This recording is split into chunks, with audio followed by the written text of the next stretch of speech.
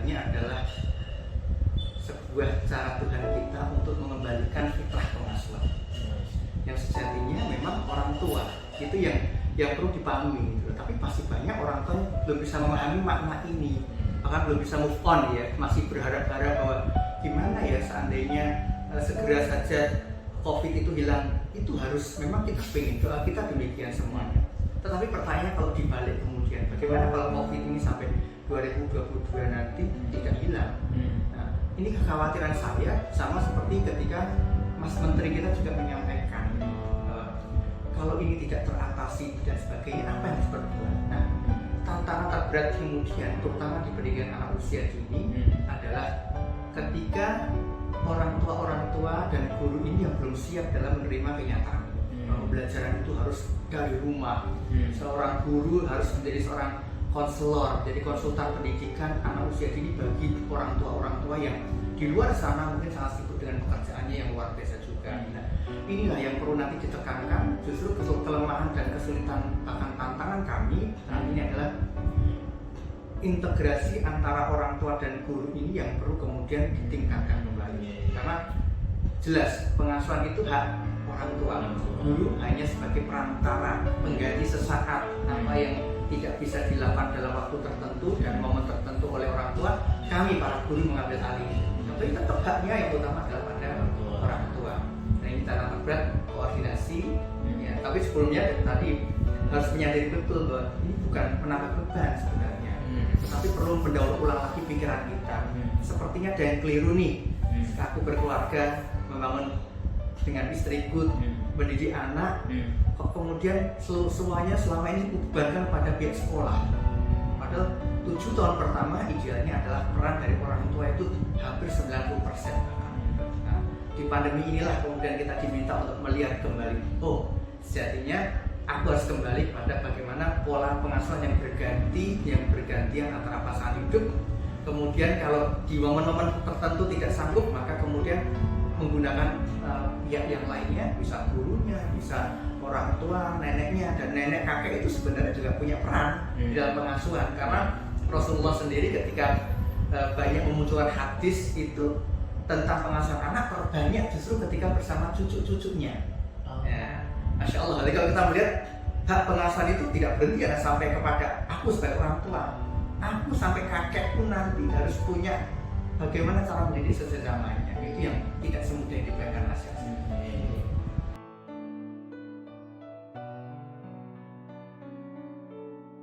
Ketika kita sudah menggunakan media perantara ya, berupa teknologi yang itu berbasis pada internet dan sebagainya, itu dalam konsep pengasuhan yang tuntas sebenarnya ada dua. Pertama adalah harus ada konsep sterilisasi dulu. Sterilisasi apa? Sterilisasi lingkungan belajar itu sendiri.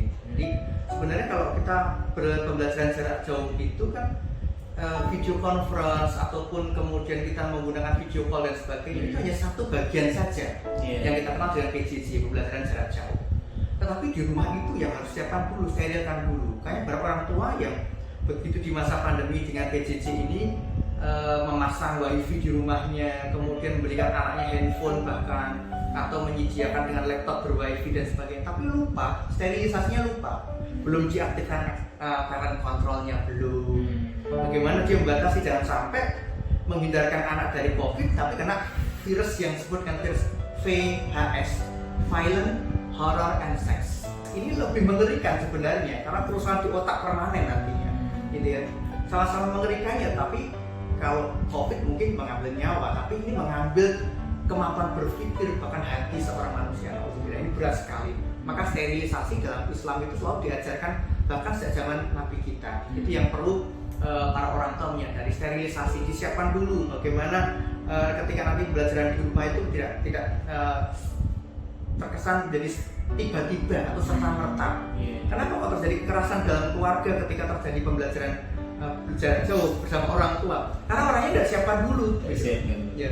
Melarang anak nonton main game tapi nggak menyediakan penggantinya dulu. Lingkungan siapa dulu yang steril itu, jadi anak itu bisa dialihkan. Ini yang kita akan merasa kurang waktu. Sekali lagi kembali ke awal tadi, selama kita masih orang tua itu denial ya, menolak ya, mengingkari tentang apa yang terjadi saat ini, itu dari akar permasalahan berikutnya yang kemudian dia tidak ikhlas dalam mendidik anak, tidak tuntas kemudian di dalam memberikan satu sarana prasarana, sehingga tidak meluangkan. Kalau penghasilan berkurang, apa yang dilakukan orang tua? Merubah gaya hidupnya yang dulu mungkin sering jajan, mulai lebih hemat agar bisa saving bagaimana media pembelajaran anaknya terpenuhi. Jangan sampai kita mau memenuhi yang memberikan satu fasilitas yang lengkap lebih pada anak kita, tapi kita tidak melihat apa yang terjadi pada kekurangan kita yang bisa kita antisipasi. Itu yang sterilisasi dulu. Jadi harus ditata dulu, disiapkan. Nah, tapi sterilisasi ini tidak bisa bertahan lama. Ini kan hanya sifatnya sementara ya. Nah, kalau bisa di usia 7 tahun pertama ini, di usia PAUD itu, sterilisasi itu dikuatkan dulu. Tambah satu lagi yang disebut dengan imunisasi. Ya. Imunisasi apa? Karakter atau akhlak tadi. Tapi kalau saya lebih senang istilah akhlak ya, karena derajatnya lebih tinggi dalam konteks praktisnya. Berbeda ya? Berbeda. Ya. Ternyata kalau kita bicara tentang imunisasi di situ, itu sudah mulai ke ranah memberikan pemahaman mengapa kepada seorang anak, sehingga ketika orang tua mendampingi dalam pelajaran jarak jauh itu, mengapanya harus sampai tuntas gitu, sehingga dia kemudian anak dari pikirannya memberikan satu kesimpulan, oh ini tidak boleh ya, oh ini boleh ya, ya, oh itu nggak baik ya. Nah di saat itulah dia merasa di situ udah mulai serum tadi ya imunisasi itu udah mulai bekerja, karena dia sudah bisa menilai baik buruk benar salah. Tugas orang tua yang lebih tinggi adalah menaikkan ke level halal haram.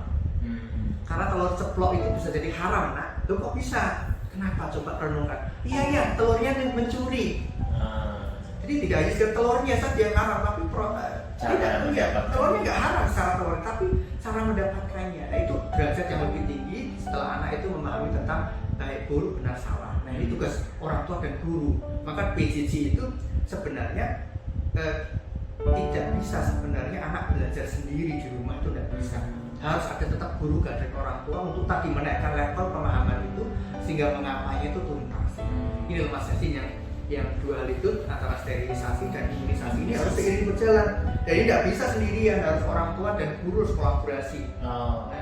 Dan ini juga satu hal yang perlu dipahami bersama. Banyak orang tua itu yang tadi belum ikhlas, tadi saya katakan masih banyak protesnya. Ketika ada guru mencoba menawarkan salah satu ide pembelajaran ini, apa sih susahnya kemudian mencoba dulu, tidak kemudian kok gini nanti gini ya, belum coba aja belum gitu. Nah, padahal kepatuhan murid kepada guru itu penentu keikhlasan dari ilmu itu diturunkan Allah itu situ sebenarnya. Ya. Jadi ketika kemudian terjadi PJJ seperti ini, para orang tua di rumah adalah murid bagi guru-gurunya, harusnya mau menjadi murid bagi guru-guru. Kenapa? Karena orang tua ketika tidak mau menerima keadaan itu, mengatur guru, bahkan itu gurunya diatur dan sebagainya, nanti berkah ilmu itu tidak akan diturunkan. Keikhlasan itu ya, kalau udah siap murid-muridnya, maka gurunya akan hadir dengan sendirinya, kan luar biasa dan keberkahan. Tapi guru yang baik juga harus bisa memahami muridnya. Ini yang juga tidak boleh juga kok dikritik, diberi masukan berapa kali oleh orang tua ketika proses sudah berjalan, tentunya tidak ada perubahan itu juga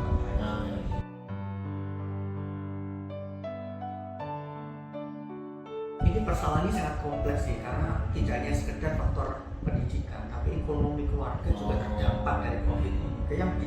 Yang berdampak inilah yang orang tua yang tidak punya tabungan, orang tua yang tidak punya pemasukan yang stabil, itu juga akan berpengaruh kepada kesiapan tadi.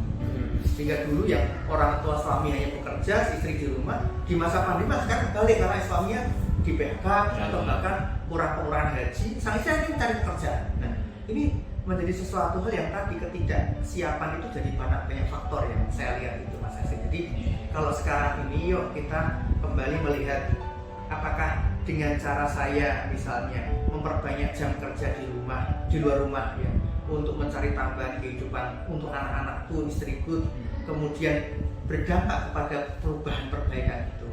Kalau tidak, kenapa kita nggak ambil posisi yang sederhana, artinya pendapatan nggak usah terlalu banyak, tapi cukup kita pastikan di situ, kemudian melatih keluarga kita untuk bersabar, untuk bisa juga ikhtiar, bisa tetap sedekah, itu bagaimana caranya, itu yang lebih penting.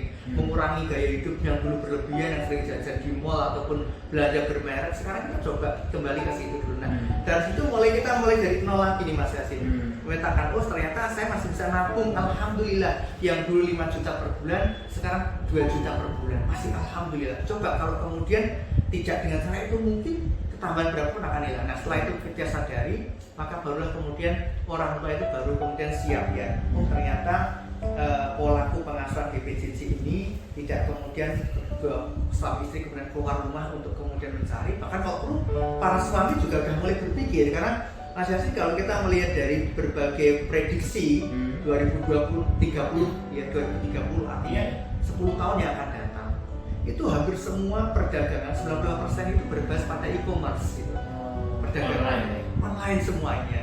Nah, mulai sekarang ini waktunya 10 tahun itu kita mencoba mempelajari bagaimana penjualan berbasis online. Misalnya saya seorang ayah yang punya usaha tentang makanan ringan misalnya, yang selama ini door to door atau sudah punya pelanggan dan sebagainya, kita coba mulai menjualkan seperti itu. Dan ini menarik sekali kalau tidak segera dibangun dari sekarang, 10 tahun lagi kita akan tertinggal dalam hal ini. Maka itu Mas Yasin, harus tadi orang tua siapkan di masa pandemi ini ya, sekali lagi agar tidak terjadi friksi ataupun terjadi gesekan yang berlebihan pada anak-anak mereka seperti itu. Dan kembali bahwa nilai itu bukan angka, bukan skor.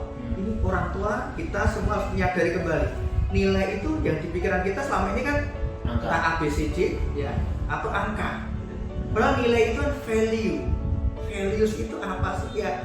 Kalau di dunia pendidikan ada disebut dengan living values, nilai-nilai kehidupan. Yang itu disadari seluruh orang di dunia bahwa nilai-nilai kehidupan ini lebih penting daripada nilai angka. Nah, makanya momentumnya sudah ada ini, kembali ke value tadi. Nah, di kurikulum 2013 misalnya di PAUD, SD, SMP, SMA, SMK, itu value-nya sudah ada, dimasukkan ke KI 1, KI 2. Itu tentang spiritual, tentang sosial. Ini kalau digabungkan Mas Yasin, ini mengalahkan negara lain. Karena value kita paling sempurna, tidak hanya aspek dunia, tapi ke akhiratnya juga terpikirkan sih. Nah, di negara lain saya lihat ya seperti itu. Nah, value-nya sih larinya ke yuk. Berarti kalau kita bicara tentang pengetahuan dan keterampilan berbasis pada kurikulum yang saat ini, itu dengan PJJ itu tidak efektif. Kalau kita hanya berbasis pada KI, kompetensi inti 4, 3, dan 4, itu tidak efektif sama sekali.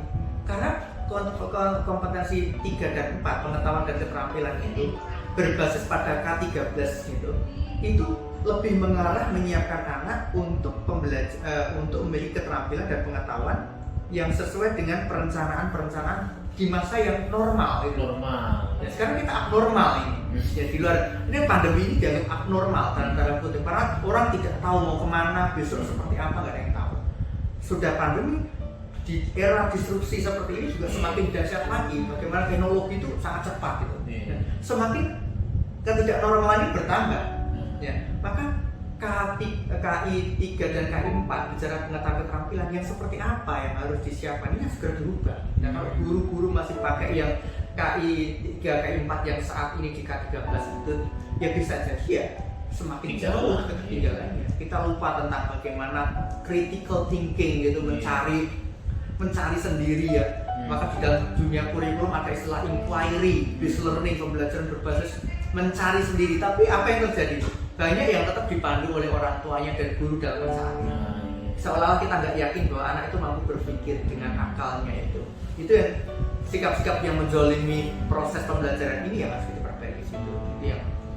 Kemudian lagi ada yang setelah ada lagi yang disebut dengan kurikulum itu ada apa namanya dari inquiry itu anak menemukan, kemudian dia kata ketertarikannya untuk berjalan mencari tahu itu menjadi lebih detail lagi. Dan yang kita harus support anak kita sehingga skill and knowledge yang saat ini tertuang di KI 3, KI 4, KI 13 itu harus segera dirubah, diarahkan kepada konsep tantangan pendidikan abad 21 yang akan datang nanti. Ya, Economic World Forum saja sudah merubah targetnya dari 2015 2020 saya terjadi perubahan, 2020 udah jalan kemarin terjadi perubahan lagi untuk 2025. Begitu mereka juga kebingungan, apa sih janjinya yang dibutuhkan itu? Nah kita dengan dia masih anteng dengan K13 ya, sebenarnya besarnya bagus, spiritual penting, sosial oke, pengetahuan keterampilan oke, tetapi ini konten dari pengetahuan dan keterampilan ini yang perlu diperbaiki. Dan di masa pandemi ini konten pengetahuan keterampilan apa yang harus dipahami? Ya, yang berbasis pada fitrah. Sebenarnya fitrah manusia adalah dia cenderung pada melakukan sesuatu yang apa ya, dengan khusyuk, yaitu sesuatu yang dia sukai. Nah, berarti kembalikan anak di usia PAUD SD itu untuk mencari sesuatu yang disukai dalam hidupnya. Nah, tugas orang tua dan guru adalah memperkaya pilihan-pilihan itu. Tidak boleh melarang, tidak boleh mengarahkan langsung, tapi beri pilihan-pilihan itu. Maka konsep merdeka bermain di PAUD itu penting sekali, karena ketika dia merdeka bermain di saat dia usia raja seperti itu, maka di konsep berikutnya dia akan naik ke konsep merdeka belajar. Merdeka belajar itu nanti akan mengarahkan seorang yang dia bermanfaat pada sesama. Karena apa? Ketuntasan dia, kemerdekaan dia dalam belajar itu menjadikan dia memiliki pemahaman yang lebih mendalam. Ya, satu ayat yang dia pahami dengan mendalam akan lebih bermakna, berarti bermanfaat bagi kehidupan dia dan lingkungannya. Lebih baik satu itu tuntas daripada yang banyak tapi nggak selesai. Nah ini yang perlu kembali ke sana mas kan, yang PR.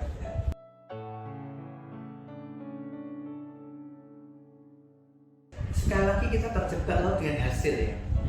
Kalau values yang ada di kurikulum itu kan sesuatu yang sudah jadi. Anak mampu bergotok mengucapkan misalnya menghargai lingkungannya, temannya, itu hasil itu. Padahal dalam dunia pendidikan tidak bisa dinilai langsung hasil itu. Pasti akan terjebak dengan formalitas.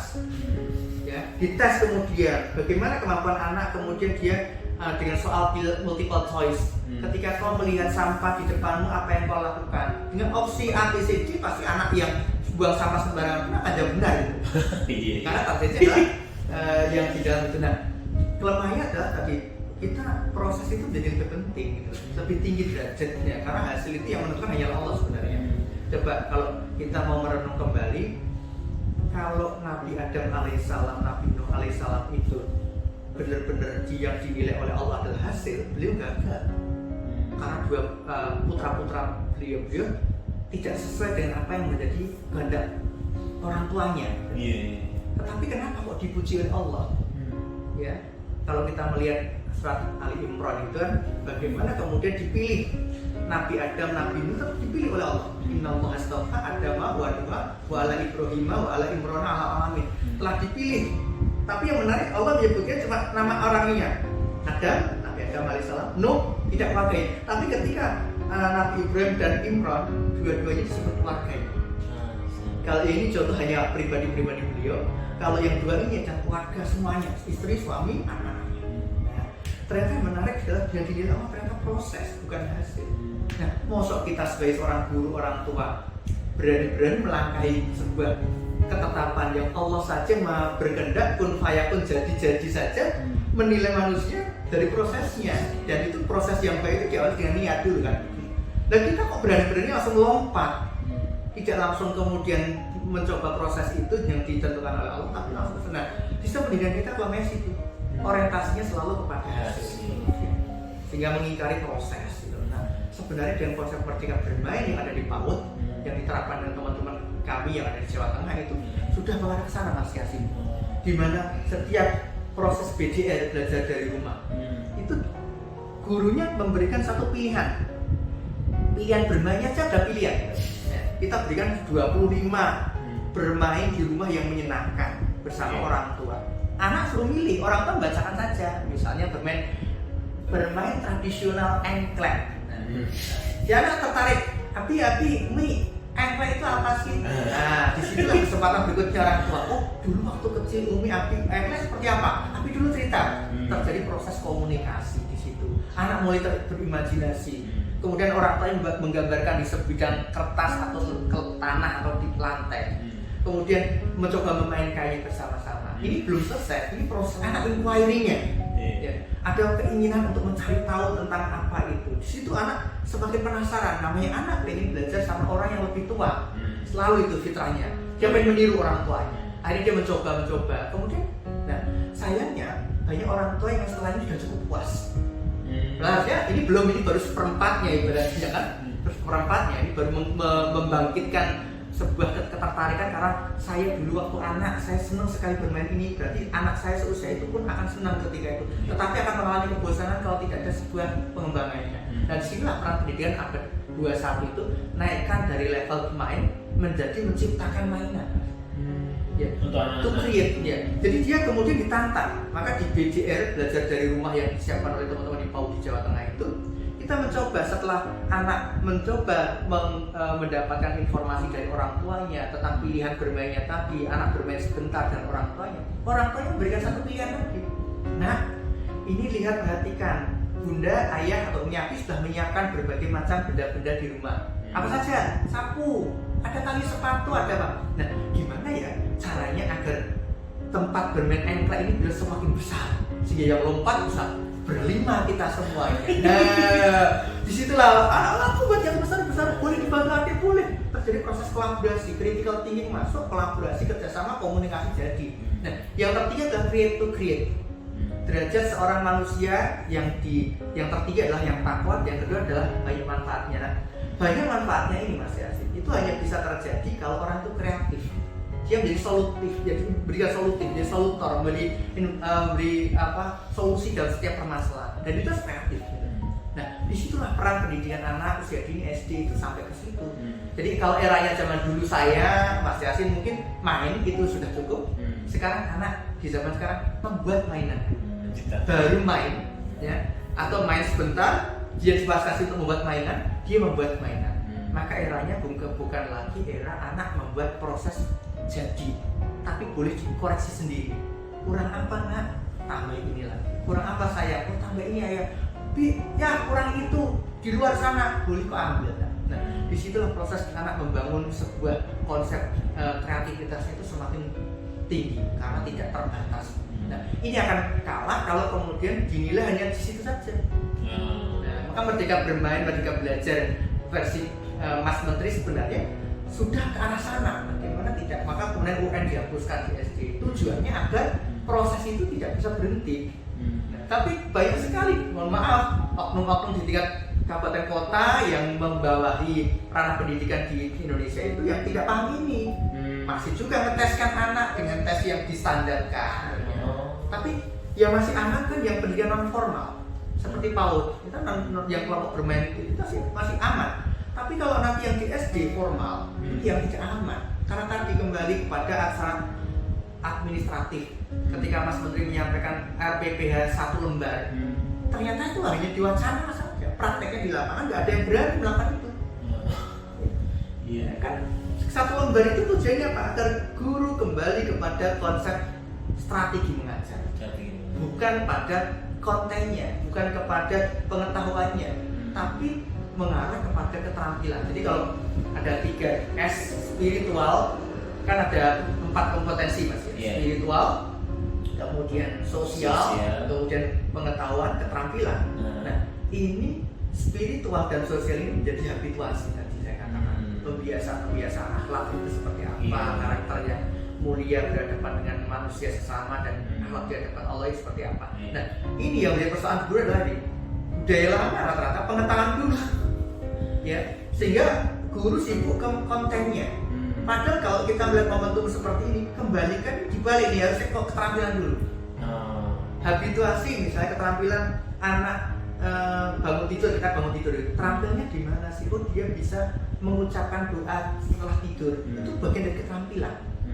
Keterampilan nanti juga akan kena juga yang namanya pengetahuannya. Tapi misalnya, ayah, aku mau doa dulu, tapi aku lupa. Tidak masalah, itu lebih berharga daripada dia hafal, tapi dia tidak melakukan rasa, gitu ya.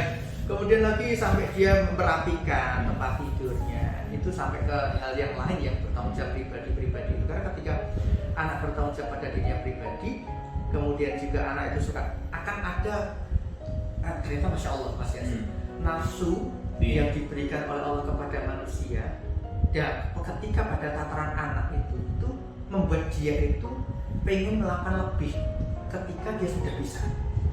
Tidak hanya anak, semuanya termasuk kita ya. Nah, ketika anak sudah bisa merapikan tempat selimutnya sendiri dan sebagainya, dia punya adik misalnya. Nah, adiknya bilang, kakak aku tidak bisa, itu ternyata anak kakaknya itu ketika sudah terbiasa dengan dia tadi, dia kan ada kecenderungan sudah menolong.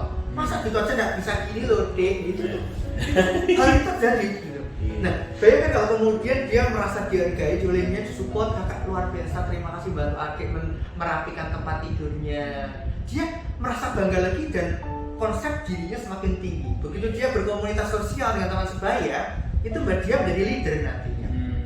Temannya nggak bisa tanya.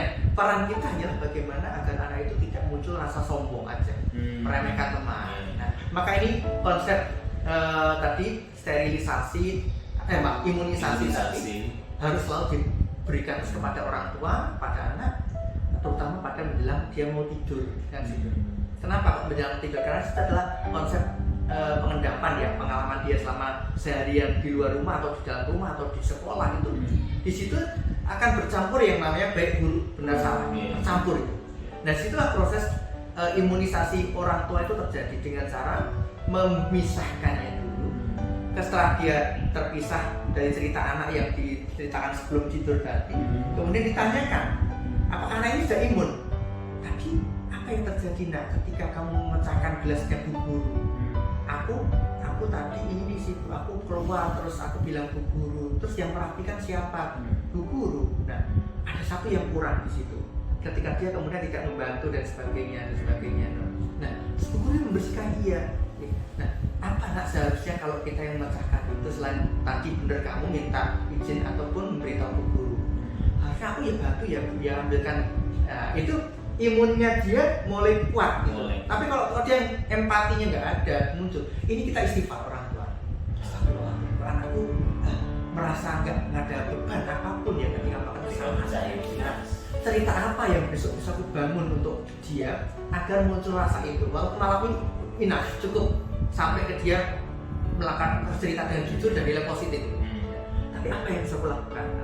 Saya dengan orang tua, kalau orang tua yang kreatif juga akan bercerita, fiksi juga tentang kisah itu bagaimana kemudian dia bilang, berarti mah harusnya aku ya yang ini ya mengambilkan tempat sampahnya walaupun gelasnya itu kan aku nggak boleh buru-buru, nggak boleh takut kena kacanya. Iya, lain kali boleh kok bantu nak walaupun semaput. Terima kasih anak soleh. Nah itu dikuatkan di situ.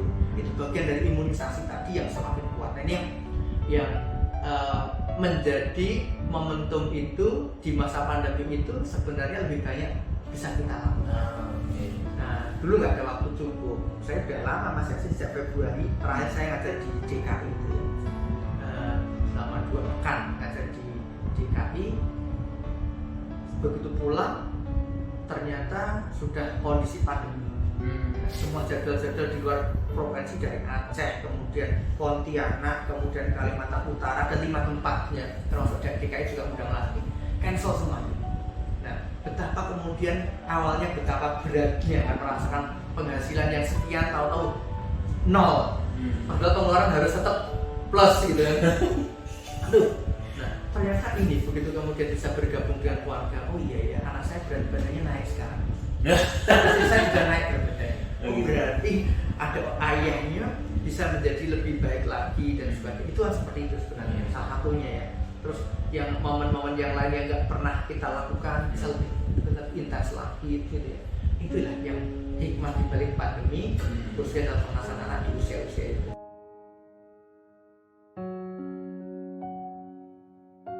Kalau anak itu di usia dini tetap peran orang tua dan guru itu yang nomor 1 ya, di dalam proses nilai tadi, values tadi.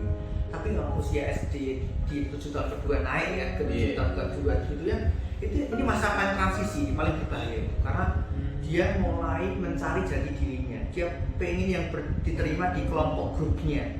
Itu yang sebenarnya peran guru di sini atau orang tua itu justru adalah mengenali tadi dulu. Kalau memastikan kalau konsep benar salah tadi sudah dipahami oleh anak di usia transisi itu akan lebih ringan dibandingkan tidak.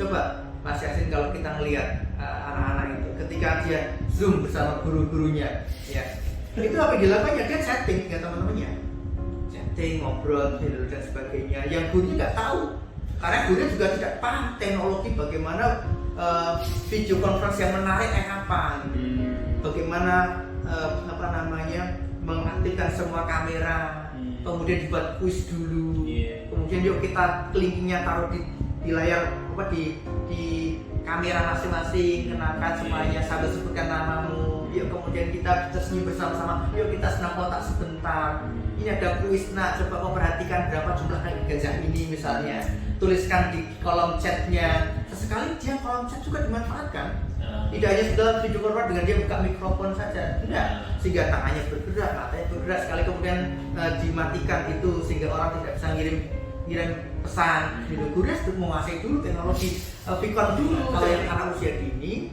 itu memang ini yang menjadi kendala, karena anak usia dini di usia itu belum bisa duduk dengan tenang selama lebih dari 5 menit.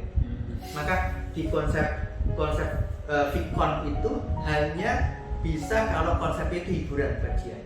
Misalnya gurunya buka ruang Zoom, kemudian semuanya menyanyi bersama-sama atau murojaah bersama-sama. Itu aja itu saja.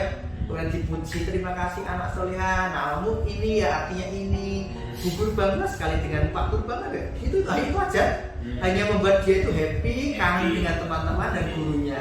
Nah, itu. Tapi pembelajarannya tetap orang tua. Kalau di BJR di PAUD gitu ya. Makanya itu kalau kemudian dikasih kartu BJR itu ya, kartu bingo card gitu ya. Kalau perlu dikasih tebak-tebakan dulu, pilih yang mana ini, warna pink, dibacakan. Hari ini adalah bermain pasar di pasar di dalam rumah. Nah, siapa mau jadi pembelinya? Saya, aku mau jadi. Bisa terjadi nanti transaksi terjadi antara orang tua dan anak, gantian jadi pembeli dan penjualnya. Apa yang mau dijual? Dia tata mainannya, mau belum bilang dijual dan sebagainya.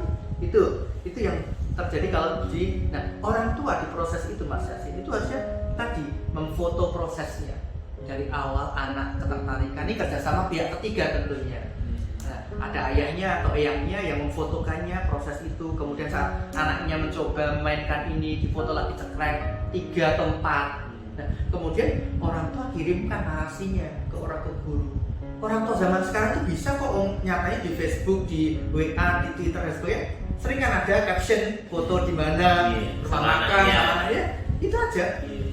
Hari ini dia tertarik sekali dengan ini, ternyata pilihannya adalah ini, bermain pasar-pasaran. Entah kenapa, mungkin karena sering saya ajak pasar di waktu hari gitu. Nah, kemudian gambar keduanya dia memilih, ternyata itu adalah mobil-mobilan, ada nih beberapa koleksi mobilnya dijual, dia memilih daun-daun itu jadi uang-uangnya. Nah, itu ditulis. Nah, guru ketika membaca kiriman dari WhatsApp grupnya itu nanti akan membayangkan, oh ini ada aspek perkembangan ini, fisik motoriknya ada, sosialnya ada, ini ada pengetahuannya bahasa dan sebagainya.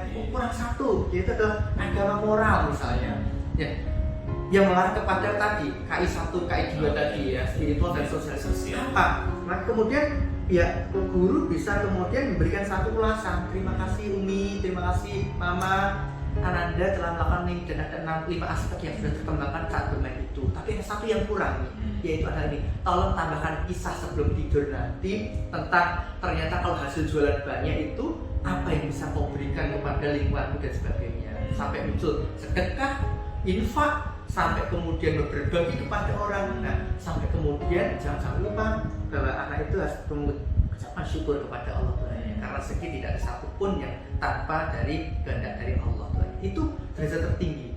Maka ketika kemudian anak mengucapkan Alhamdulillah ya Allah, aku daganganku laris ya, itulah yang disebut dengan membaca tingkat tinggi, membaca yang sampai mengenal nama Allah Tuhan, membaca kehidupan, membaca nilai, gitu. Kembali ke tauhid lagi. Nah ini yang para orang tua dan guru. Nah kalau yang tadi saya SD SMP itu memang beda dia.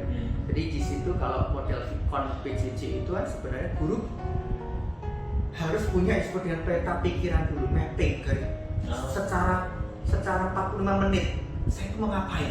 Nah, ini tahapan ini, pembukaannya saya mau ngapain, nyapanya dengan teknik apa, ya, boleh dengan sulap, dengan apa, misalnya kalau gurunya mau perlu memperdalam itu dengan lagu, dengan apa, kemudian membuat anak bergerak. Kalau usia SD kelas 3 itu beda dengan gerakannya yang SD kelas 6. Nah, makanya beda kan. Tidak. Kalau yang kelas 6 tidak terlalu rancak, dia nggak terlalu suka kalau dalam konteks yang seperti itu ada kecanggungan gitu. Tapi bagaimana sedikit lagi, kemudian setiap 10 menit harus kemudian terjadi interaksi. Setiap 10 menit. Nggak nyampe 10 menit, sebagai 7 menit udah boring anaknya. Nah, di situ apa yang sama guru hanya memberikan pilihan-pilihan aktivitas project. Contoh? Iya, contohnya ketika kemudian misalnya ya topiknya tentang sebuah kalau kita melihat saat ini adalah di rumah ya sederhananya misalnya tanaman kan baru trennya, misalnya seperti apa taman bunga di rumahmu misalnya. Nah, ketika ada sebuah payung besar topik yang mau dibicarakan itu, nah itu nanti ketika kemudian proyeknya itu nanti bisa membuat sudut rumah kemana yang nanti akan kuis sendiri dengan tanaman yang indah. Nah, laki perempuan boleh di situ kemudian bagaimana sesuaikan, aku supaya kaktus silakan seperti nanti boleh kemudian suling barter juga boleh. Saya aku punya ini loh, anaknya ada nggak, nanti dikasih ruang saling pinjam itu. Nanti aku pikirin dia pakai gosan ya, nanti itu ya atau titipan di sekolah ya nanti diambil oleh ayah, itu boleh seperti itu di situ. Nah, setelah itu mereka jadi proyeknya selama sepekan misalnya hari Ahad Sabtu mulai, nanti dievaluasi mereka buat prosesnya bagaimana menata itu di situlah di momen 45 menit Zoom itu ataupun webinar itu atau Vicon itu disampaikan guru dengan berbagai pilihan-pilihan itu. Nah, sehingga nggak boring ya. Project semuanya ketika itu. Projectnya bisa individu, bisa kelompok. Nah, kelompok di masa pandemi ini bukan kelompok dengan temannya, tapi kelompok dengan keluarganya. Harusnya akan menjadi berat ketika ayah ibunya keluar kerja ya. Nah, itu yang menjadi kendala terberat seperti itu ya. Jadi ketika kemudian tadi menggunakan project, tapi gini, maka asal identifikasi dulu keluarga itu siapa di dalam rumah itu. Nah, kan kalau ayah bunda nggak ada nggak kakek nenek, ada nggak paman bibi, atau ada nggak pengasuh di rumah. Itu bagian dari keluarga di situ. Nah, ini yang perlu nanti di parenting awal-awal tahun ajaran itu harus dilakukan oleh pihak sekolah. Nah, ini Cahaya Ilmu nanti juga demikian Mas Yasin. Nanti kita akan banyak intens. Kalau dulu parenting dalam klasikal besar, sekarang kita per kelompok. Per kelompok. Bahkan kalau dalam kelas 1 di sini ada 3 kelas, ini 3 kali ini nanti. Dalam satu kelas itu ada 3 dalam satu angkatan 3 kali itu. Karena beda-beda nanti tujuannya itu. Nah, itu nanti di situ harus paham betul bahwa ini tidak membebani orang tua, tetapi dalam rangka untuk menjaga anak-anak kita agar nanti lebih baik di masa pandemi. Berarti ini momen perang ini. Ayo apa yang kita lakukan untuk bisa menghadapi peperangan ini bersama.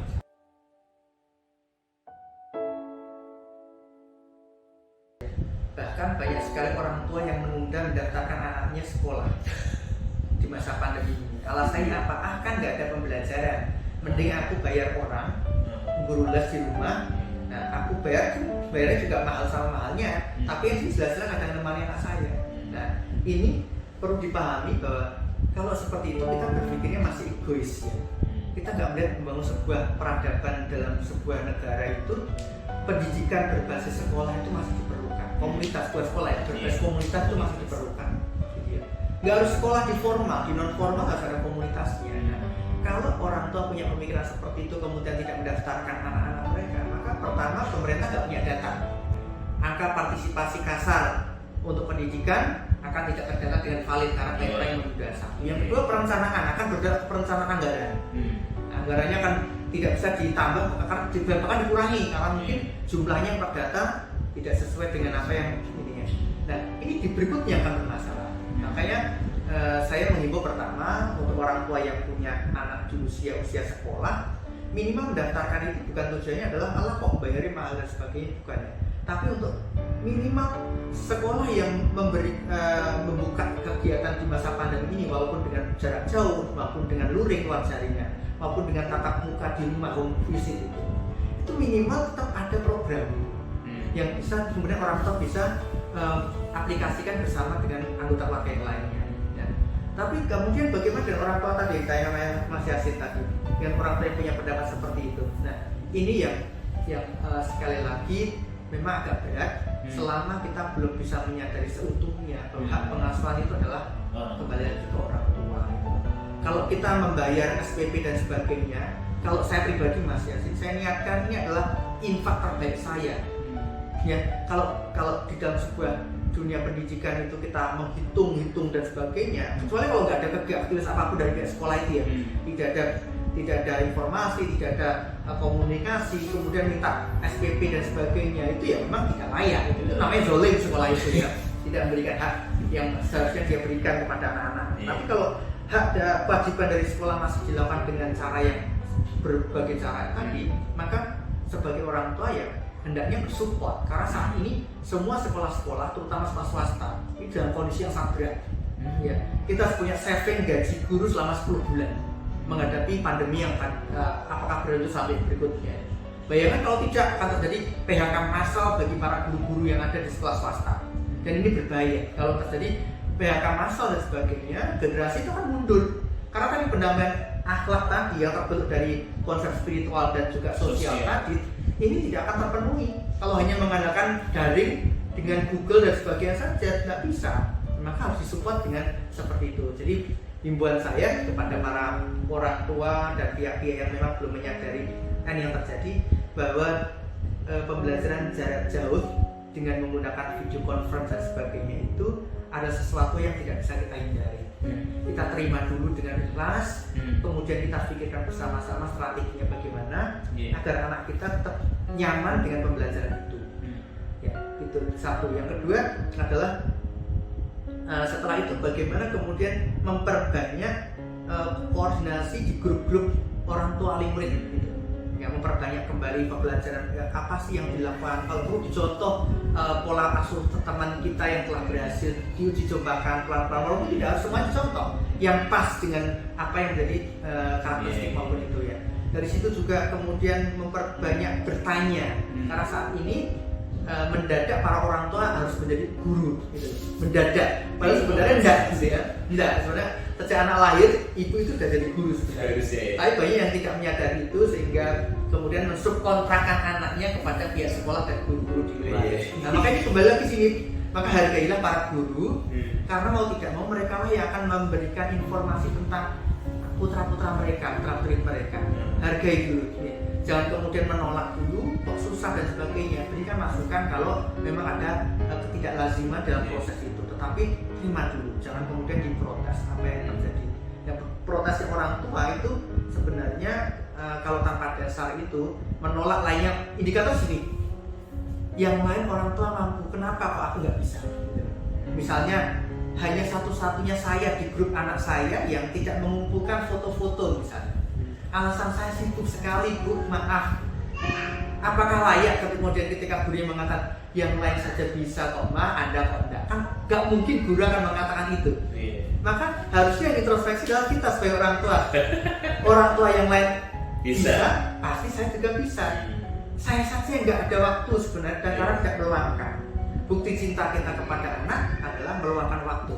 Itu yang saat ini harus dikembalikan ke sana. Barulah kemudian berkolaborasi itu dalam proses yang lebih tinggi tadi bisa membuat ketemu dunia yang menyenangkan pada putra-putri kita. Nah, ini yang mungkin ayah bunda harus bisa menerima itu dengan baik dulu. Dan yang berikutnya sekali lagi, value itu bukan skor, value bukan ranking, value itu bukan nilai yang berupa angka, tetapi value adalah nilai bagaimana dia menghargai dirinya, keluarganya dan kehidupannya. Sehingga itu kemudian kalau kita melihat Mas Yasin surat An-Nahl ya, ayat 78 kalau tidak salah, nanti dikoreksi kalau salah, mohon maaf. Wallahu akhrajakum min butuni ummahatikum la ta'lamuna shay'an wa ja'ala lakum sam'a wal absar wal afidata la'allakum tashkurun. Dan Allah mengeluarkan kamu dari perut ibumu dalam keadaan tidak mengetahui sesuatu pun. Lalu kemudian Allah berikan pendengaran, penglihatan. Yang menarik di sini Mas Yasin, Allah tidak menyebutnya otak, hati, langsung hati. Pendengaran, penglihatan, hati, la'allakum tashkurun, akan bersyukur. Jadi derajat tertinggi dalam dunia pendidikan adalah membuat anak-anak kita, murid-murid kita, orang-orang yang pandai bersyukur kepada Allah. bukan yang hanya sekedar titel S1, S2, S3, SD12 bahkan. Tapi ketika anak kita sudah pandai bersyukur, berarti alhamdulillah kita telah berhasil mengantarkan anak kita menggunakan pendengaran dan telinganya itu, kemudian hatinya hidup dan kemudian bersyukur. Dan otak itu yang menarik tidak disebut oleh Allah dalam kitab suci, ya, tetapi yang disebutkan oleh Allah dalam fungsinya. Sama halnya mata itu tidak disebut secara penglihatan, pendengaran, bukan telinganya tapi pendengaran. Fungsinya bukan matanya aja, tapi pendengaran, penglihatan. Nah, yang menarik otak juga disebut oleh Allah tidak otaknya, tapi fungsinya.